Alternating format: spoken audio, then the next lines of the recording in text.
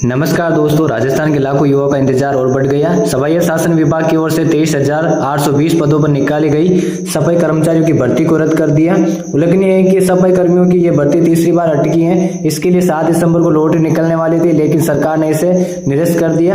विभिन्न नगरीय निकायों से फर्जी अनुभव प्रमाण पत्र बनाए जाने की शिकायतें लगातार आ रही थी और अनुभव प्रमाण पत्र की बाध्यता को लेकर विवाद खड़ा हो गया। इसके चलते अब इस भर्ती विज्ञप्ति को ही वापस ले लिया गया।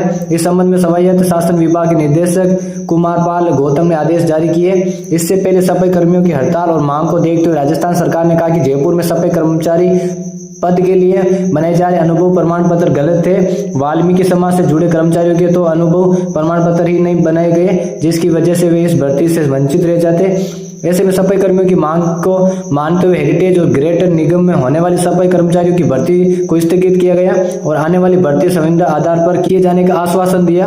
आज की दूसरी बड़ी खबर, मुख्यमंत्री भजनलाल शर्मा ने कहा कि किसान, महिला, मजदूर तथा युवाओं का सशक्तिकरण राज्य सरकार का विजन है। राज्य सरकार के 1 वर्ष पूरे होने के उपलक्ष्य में आयोजित कार्यक्रम, नई योजनाएं तथा नव विचार भी इन वर्गों के कल्याण के लिए समर्पित है। सीएम भजनलाल शर्मा ने इन कार्यक्रमों की तैयारियों के संबंध में अधिकारियों को निर्देश दिए कि सफल आयोजन के लिए सभी विभाग आपसी समन्वय सुनिश्चित करते हुए तैयारियों को अंतिम रूप दे। सीएम शर्मा बुधवार को मुख्यमंत्री कार्यालय में राज्य सरकार के 1 वर्ष पूरा होने के उपलक्ष्य में होने वाले कार्यक्रमों की तैयारियों को लेकर आयोजित उच्च स्तरीय बैठक को संबोधित कर रहे थे। उन्होंने कहा कि इन कार्यक्रमों के माध्यम से राज्य सरकार 1 वर्ष में किए गए कार्यों का लेखा जोखा जनता के समक्ष रख रही। साथ ही राज्य सरकार की उपलब्धियां तथा आगामी कार्य योजनाओं की जानकारी भी दी जाएगी। ऐसे में इन कार्यक्रमों में सभी वर्गों की अधिक से अधिक सहभागिता सुनिश्चित की जाए। मुख्यमंत्री ने कहा कि 1 वर्ष पूरा होने के उपलक्ष्य में 12 से 17 दिसंबर तक राज्य भर में विभिन्न कार्यक्रमों का आयोजन किया जाएगा। उन्होंने अधिकारियों को निर्देश दिए कि इन कार्यक्रमों में शामिल होने वाले लाभार्थियों एवं आमजन की सभी सुविधाओं का विशेष ध्यान रखा जाए। उन्होंने संबंधित अधिकारियों को निर्देश दिए कि विभाग अपनी प्रत्येक गतिविधि के लिए जिम्मेदारी तय करें तथा उनकी लगातार समीक्षा भी करें ताकि सभी कार्यक्रम सुनिश्चित ढंग से आयोजित हो सके। आज की तीसरी बड़ी खबर, राजस्थान विधानसभा उपचुनाव में हार के बाद हनुमान बेनीवाल प्रदेश की राजनीति में सक्रिय हो गए। बेनीवाल इन दिनों बीजेपी और कांग्रेस दोनों को घेर रहे हैं, जहां एक और भजनलाल सरकार पर अपने वादे और दावे को पूरा नहीं करने पर सवाल खड़े कर रहे हैं और वहीं दूसरी ओर विपक्ष में बैठे कांग्रेस को भी शिकार बना रहे हैं। बेनीवाल अब सरकार के खिलाफ पूरे राजस्थान में आंदोलन कर सड़क पर उतरने की चेतावनी दे रही है। हनुमान बेनीवाल का कहना है कि बीजेपी ने पेपर लीक वाली भर्तियों को रद्द करने का दावा कर रही थी और आरपीएससी को भंग करने का वादा कर सरकार में आई थी, लेकिन इन दावों और वादों को पूरा करने के बजाय वे गुनहगारों को बचाने में लगी। पेपर लीक मामले में कांग्रेस के नेताओं को जेल भेजने के दावे को भी पूरा करने में सक्षम नहीं।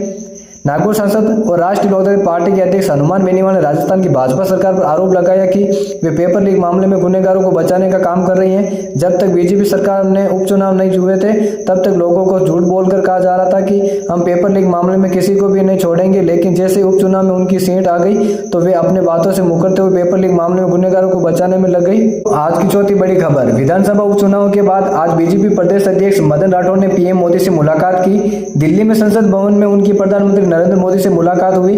इस मौके पर पीएम मोदी ने विधानसभा उपचुनाव में बीजेपी की सफलता पर राठौड़ को बधाई दी। मुलाकात के बाद मदन राठौड़ ने कहा कि उन्होंने मुलाकात में पीएम मोदी को प्रदेश बीजेपी के संगठन और प्रदेश सरकार द्वारा किए जा रहे कार्यों की जानकारी दी। उन्होंने कहा कि इस महीने आयोजित होने वाली राइजिंग राजस्थान समिट को लेकर भी पीएम मोदी से चर्चा हुई। उन्होंने समिट को लेकर सरकार द्वारा किए जा रहे प्रयासों से भी पीएम मोदी को अवगत कराया। राज्यसभा सांसद मदन राठौड़ ने आज राज्यसभा के शून्यकाल में बच्चों और युवाओं में बढ़ रही नशे की प्रवृत्ति के विषय पर सदन का ध्यान आकर्षण किया। राठौड़ ने कहा कि देश के 372 जिलों में 10.47 करोड़ से अधिक लोग नशे से प्रभावित हैं।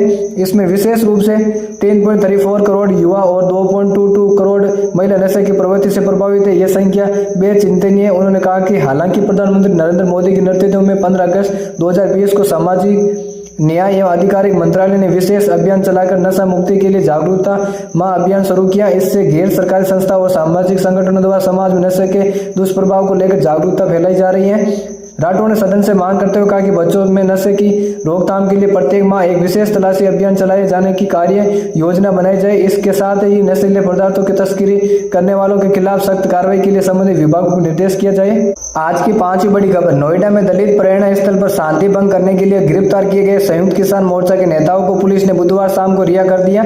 जेल से रिहा होने के बाद प्रदर्शनकारी यमुना एक्सप्रेस के 0 पॉइंट पर आयोजित किसान पंचायत में शामिल हुए। इसमें किसानों ने धरना प्रदर्शन जारी रखने का निर्णय लिया। किसान नेता गुरुवार को सुबह फिर से यमुना एक्सप्रेसवे के 0 पॉइंट पर बैठक करेंगे। इसमें निर्णय लिया जाएगा कि धरना कहीं और शुरू किया जाए और उसी की जगह। बता दें कि किसान नेता अपनी मांगों को लेकर धरना दे रहे हैं। पुलिस ने मंगलवार शाम को करीब 160 प्रदर्शनकारियों को गिरफ्तार किया था।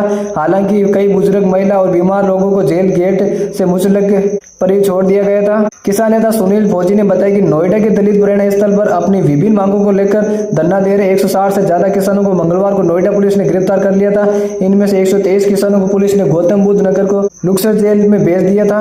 कुछ किसानों को मोचलेक पर छोड़ा गया, जिनमें महिलाएं भी शामिल है। किसान नेता सुनील फौजी ने बताया कि किसानों को की गिरफ्तारी के बाद भारतीय किसान यूनियन राष्ट्रीय प्रवक्ता राकेश टिकैत ने नोएडा के यमुना एक्सप्रेस के 0 पॉइंट पर महापंचायत बुलाई थी। हालांकि महापंचायत में भाग लेने के लिए मुजफ्फरनगर से निकले नरेश टिकैत को भौरा कला और राकेश टिकैत को अलीगढ़ के टेम्पल पर रोक दिया गया। आज की छठी बड़ी खबर, कांग्रेस के राष्ट्रीय महासचिव और पूर्व डिप्टी सीएम सचिन पायलट ने कहा कि देश प्रदेश में लगभग सभी दलों में ऐसे लोग हैं जो छपने और उकसाने के लिए भाषा नियंत्रित नहीं रखते। मुझे इसका बहुत दुख होता है। पायलट ने कहा कि सैद्धांतिक वैचारिक राजनीतिक रूप से विरोध करें, भाषा आचरण अच्छा होना चाहिए। पायलट ने नाम लिए बिना बीजेपी प्रदेश प्रभारी राधा मोहन दास अग्रवाल पर राजनीतिक रूप से हमला बोलते हुए कहा कि व्यक्तिगत टीका टिप्पणी ओछे शब्द बोलना हमारे देश की परंपरा नहीं है। पब्लिक लाइफ और राजनीति में हमें सब देखते हैं। हमारा आचरण, हमारी भाषा, हमारी कार्य प्रणाली ये ऐसी होनी चाहिए कि हम सबको गर्व हो। ये बात पायलट ने टोंक जिले के चिमनपुरा गांव में बुधवार की रात विश्राम करने के बाद गुरुवार सुबह लोगों से बातचीत के दौरान कही। आज की 7वीं बड़ी खबर, राजस्थान में हाल ही में संपन्न हुए उपचुनाव में कांग्रेस को करारी हार का सामना करना पड़ा, जहां 7 में से 6 सीटों पर पार्टी को हार मिली। इस गंभीर राजनीतिक झटके के बाद कांग्रेस नेतृत्व ने दिल्ली में राहुल गांधी और प्रियंका गांधी की उपस्थिति में एक महत्वपूर्ण बैठक बुलाई। इस बैठक में राजस्थान कांग्रेस अध्यक्ष गोविंद सिंह डोटासरा, विपक्ष के नेता टीकाराम जूली और राज्य प्रभारी सुखजिंदर सिंह रंधावा मौजूद थे। बैठक का उद्देश्य उपचुनाव में हार के कारणों का गहन विश्लेषण करना और पार्टी संगठन में नई ऊर्जा भरने के लिए रणनीति तैयार करना था। बैठक के दौरान गोविंद सिंह डोटासरा ने पार्टी के भीतर निष्क्रिय नेताओं पर सख्त कार्रवाई की आवश्यकता पर बल दिया। उन्होंने कहा कि पार्टी में कद चाहे जो भी हो, जो लोग सक्रिय रूप से योगदान नहीं दे रहे उनके खिलाफ निर्णायक कदम उठाने होंगे। डोटासरा ने यह भी सुझाव दिया कि पार्टी के युवा कार्यकर्ताओं को प्रोत्साहित किया जाए और उन्हें नेतृत्व की अधिक जिम्मेदारियां सौंपी जाए। उन्होंने कहा कि जिलों और ब्लॉक स्तर पर युवा कार्यकर्ताओं की मेहनत को पहचानने और उसे आगे बढ़ाने की जरूरत है। जी हाँ दोस्तों, ऐसी तमाम खबरों के लिए हमारे चैनल पर जुड़े रहें। वीडियो को लाइक से कमेंट कीजिए, चैनल को सब्सक्राइब कीजिए। धन्यवाद। जय हिंद, जय भारत।